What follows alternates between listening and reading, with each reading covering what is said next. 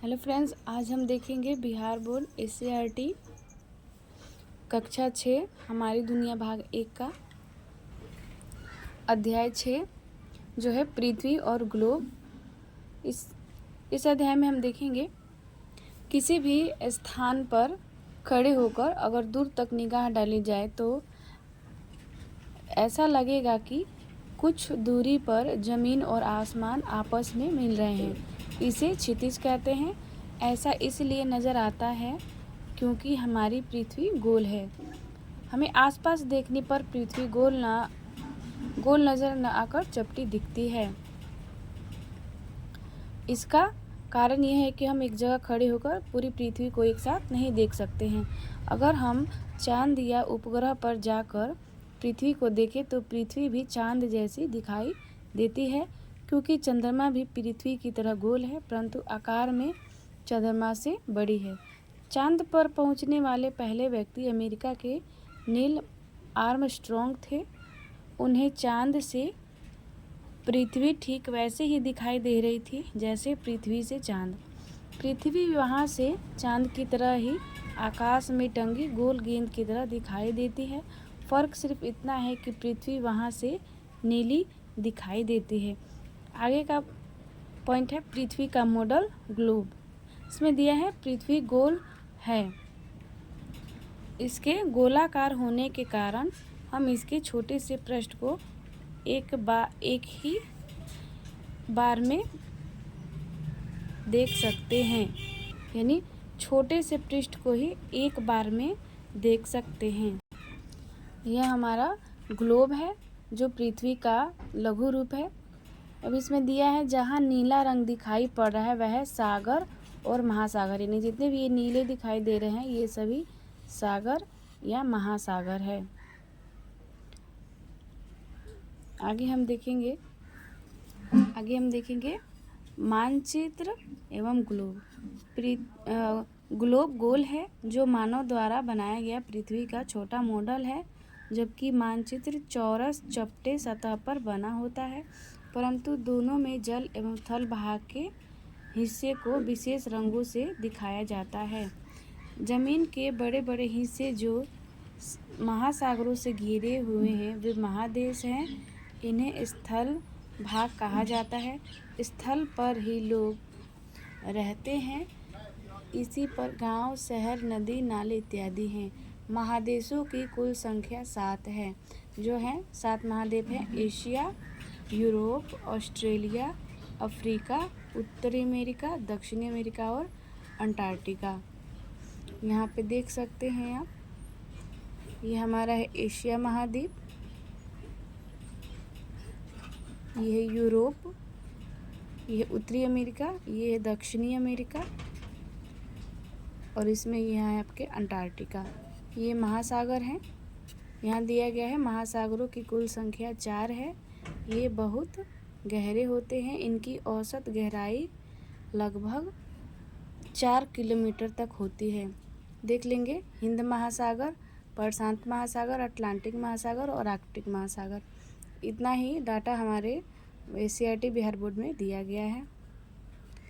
यदि हमें एक महादेश से दूसरे महादेश तक पानी के जहाज से महासागर पार करके जाना हो तो कई सप्ताह लग जाते हैं। सफ़र के दौरान कई दिनों तक चारों ओर सिर्फ पानी ही पानी दिखाई पड़ता है। सभी महासागर आपस में जुड़े हुए हैं।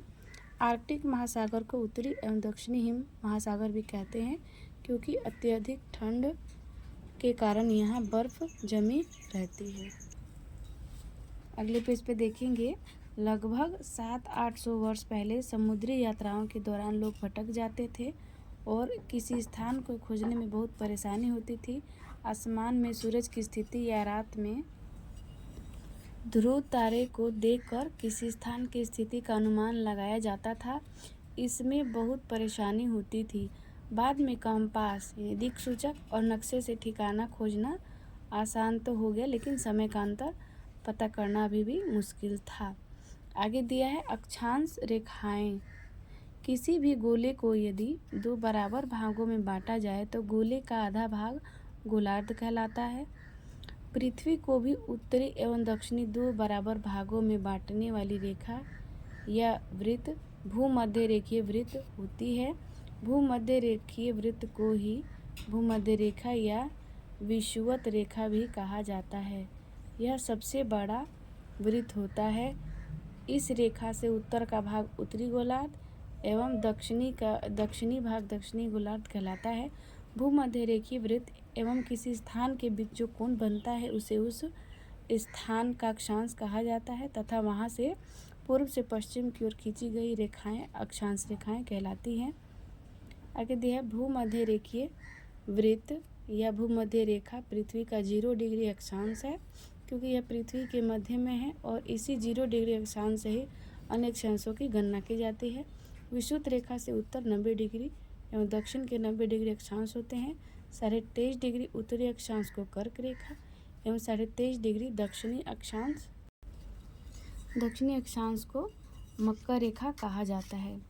यहाँ पे देख सकते हैं ये भूमध्य रेखा है और ये पृथ्वी को दो बराबर भागों में काट रही है और ये जो भूमध्य रेखा है ये 0 डिग्री है।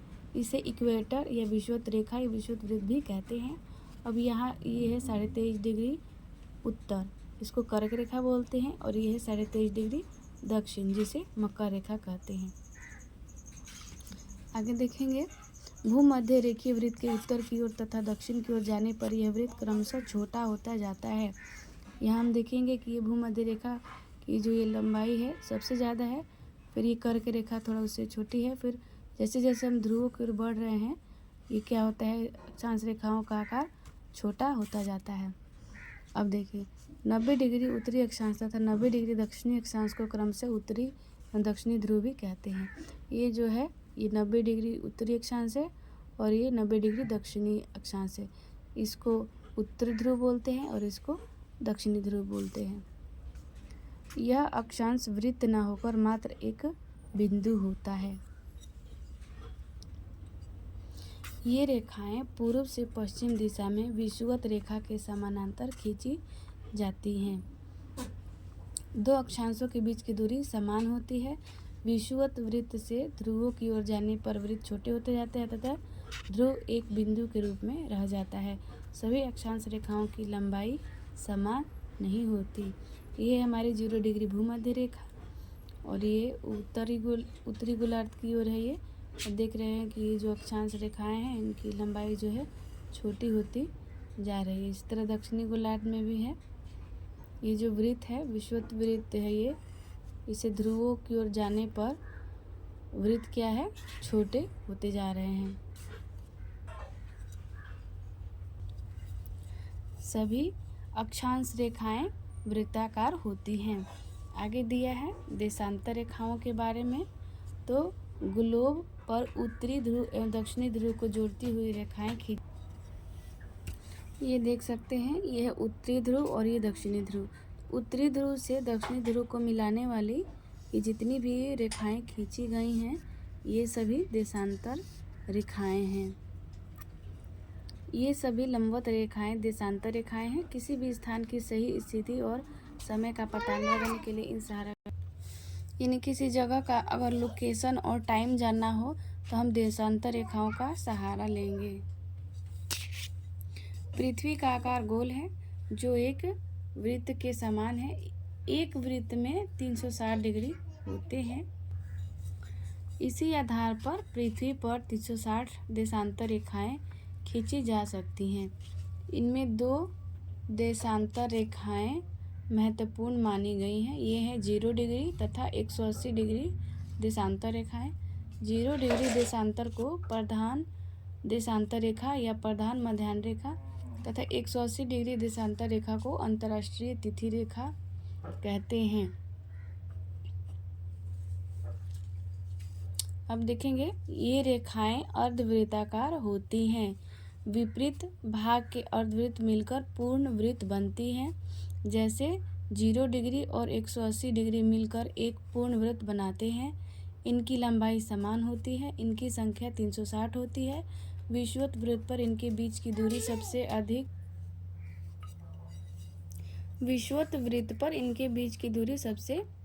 अधिक होती है। लेकिन जैसे जैसे हम ध्रुव की ओर जाते हैं इनके बीच की दूरी कम होती जाती है। ध्रुवों पर ये सभी रेखाएं मिल जाती हैं तथा एक बिंदु के समान हो जाती हैं। पृथ्वी पर किसी भी स्थान की स्थिति दर्शाने तथा समय निश्चित करने के लिए देशांतर रेखाओं का ज्ञान आवश्यक है। 180 डिग्री देशांतर रेखा एक ही रेखा होती है, इसीलिए यह पूरब या पश्चिम नहीं होता। सूर्य के सामने घूमती हुई पृथ्वी को एक देशांतर से दूसरे स्थान तक पहुंचने में 4 मिनट का समय लगता है। अतः विभिन्न देशांतर पर स्थित स्थानों का समय भी अलग अलग होता है। देशांतर रेखाएं तिथि निर्धारण में भी सहयोग देती हैं। 180 डिग्री देशांतर रेखा को सामान्यतः अंतर्राष्ट्रीय तिथि रेखा भी कहा जाता है। इस रेखा से पश्चिम जाने पर एक तिथि बढ़ा दी जाती है, जबकि पूरब की ओर आने पर एक तिथि घटा दी जाती है। ये सभी रेखाएं काल्पनिक होती हैं। जिस प्रकार आप अपने मस्तिष्क में किसी भी वस्तु का चित्र बना सकते हैं, उसी प्रकार यह भी कल्पना की गई है। वास्तव में ये रेखाएं पृथ्वी पर नहीं हैं। अक्षांश रेखाओं से हम किसी स्थान के तापमान का, देशांतर रेखाओं से समय का, एवं जहाँ अक्षांश और देशांतर रेखाएं मिलती हों उससे उस स्थान की स्थिति का पता करते हैं। आगे दिया है पॉइंट हमारा पृथ्वी के कटिबंध। तो पृथ्वी को अक्षांश रेखाओं के आधार पर 3 कटिबंधों में बांटते हैं। कर्क एवं मकर रेखाओं के बीच अन्य अक्षांश की तुलना में सबसे अधिक गर्मी पड़ती है, जिसके कारण इसे उष्ण कटिबंध कहा जाता है, क्योंकि यहाँ पे जो सूर्य की किरणें होती हैं सीधी पड़ती हैं। यहाँ दिन और रात की स्थितियाँ सालों भर होती हैं तथा सूर्य की किरणें लंबवत पड़ती हैं। आगे दिया है कर्क एवं मकर रेखा के बाद उत्तरी गोलार्ध में उत्तरी ध्रुववृत्त तथा दक्षिणी गोलार्ध में दक्षिणी ध्रुववृत्त के क्षेत्र के बीच वाले क्षेत्र में तापमान मध्यम रहता है। यहाँ जाड़े में सर्दी पड़ती है तथा गर्मी में तापमान अधिक रहता है। इसे समशीतोष्ण कटिबंध कहते हैं। दिन और रात की स्थितियाँ होती हैं, परंतु सूर्य की किरणें कभी लंबवत नहीं पड़ती हैं। उत्तरी गोलार्ध में उत्तरी ध्रुव तथा दक्षिणी गोलार्ध में दक्षिणी ध्रुव क्षेत्रों में सालों भर ठंड पड़ती है। इसे शीत कटिबंध कहा जाता है। यहाँ 6 महीने का दिन एवं 6 महीने की रात होती है। ये हमारे पृथ्वी के ताप कटिबंध दिए हैं। ये जो 0 डिग्री है ये है विषुवत भूमध्य रेखा या इक्वेटर इसको बोलते हैं। इसके 23.5 डिग्री उत्तर और 23.5 डिग्री दक्षिण ये कर्क रेखा है और ये मकर रेखा है। इसके बीच में जो है सूर्य की किरणें सीधी पड़ती हैं, जिसके कारण यहाँ पे बहुत ज़्यादा गर्मी पड़ती है। गर्मी पड़ने के कारण इसे उष्ण कटिबंधीय क्षेत्र कहा जाता है। कटिबंध का अर्थ होता है क्षेत्र यानी जोन। आगे है ये उष्ण समशीतोष्ण कटिबंध। यहाँ पर जो है सूर्य की किरणें थोड़ी तिरछी पड़ती हैं, इसलिए यहाँ का तापमान मध्यम रहता है। और ये है 66.5 डिग्री उत्तरी, ये है हमारा आर्कटिक वृत्त और ये है हमारा शीत कटिबंध और ये है 66.5 डिग्री दक्षिण शीत कटिबंध। इसको अंटार्कटिक वृत्त भी कहते हैं। वीडियो अच्छा लगे तो लाइक करें, शेयर करें, चैनल को सब्सक्राइब करें। थैंक यू, धन्यवाद।